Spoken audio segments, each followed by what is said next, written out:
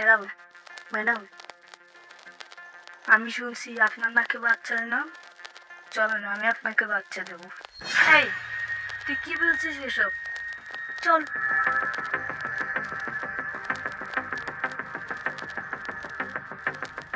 বল, তুই যেন আমায় কি বলতে চাইছিলি? ম্যাডাম, আমি আপনাকে বাচ্চা দিব। আমি শুনছি স্যার নাকি আপনাকে বাচ্চা দিতে পারে না। তুই কি আবল তাবল কথা বলতেছিস এগুলা? ম্যাম, আবল তাবল কথা না, আমি সত্যি আপনাকে বাচ্চা দিতে পারবো। এই, তুই কি জানিস বাচ্চা দিতে একটা প্রাপ্ত বয়স লাগে? সেই বয়স কি তোর হয়েছে? ম্যাডাম, বেশি বয়স না হলেও বাচ্চা দেওয়ার মতো বয়স আমার হয়েছে। এই, তুই চুপ কর। তুই তো নিজেই একটা বাচ্চা, আর তুই নিজে বাচ্চা হয়ে আর একটা বাচ্চা কিভাবে আমাকে দিবি? জি ম্যাডাম, আমি সত্যি বাচ্চা দিতে পারবো। আপনি চলেন, আমি এক্ষুনি আপনাকে বাচ্চা দিচ্ছি। আচ্ছা ঠিক আছে, আয় তাহলে আমাকে বাচ্চা দে। ম্যাডাম, এখানে তো বাচ্চা দেওয়া যাবে না, স্যার জানলে সমস্যা হবে। তাহলে কোথায় যেতে হবে বল? ম্যাডাম, পাশে একটা জঙ্গল আছে, সেখানে কেউ যায় না, সেখানে আমি আপনাকে বাচ্চা দেব। আচ্ছা, তোর স্যার ঘুম থেকে ওঠার আগে চল।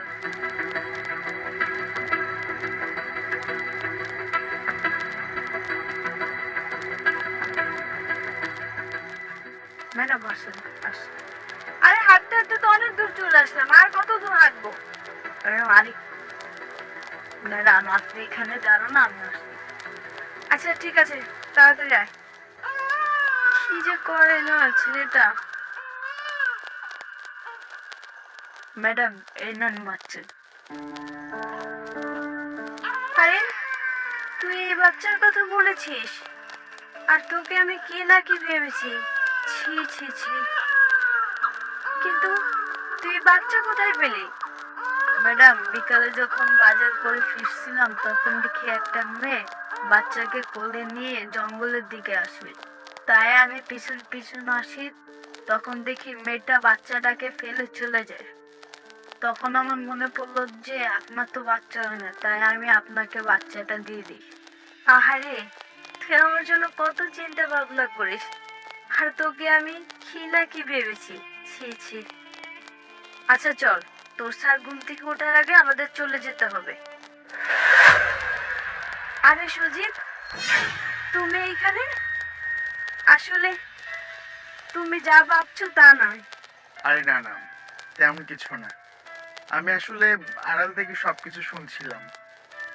প্রথমে আমি ভুলে ভেবেছিলাম, কিন্তু পরে যখন আমি পুরোটা বিষয় দেখলাম, আমার ভুলটি ভেঙে গেল।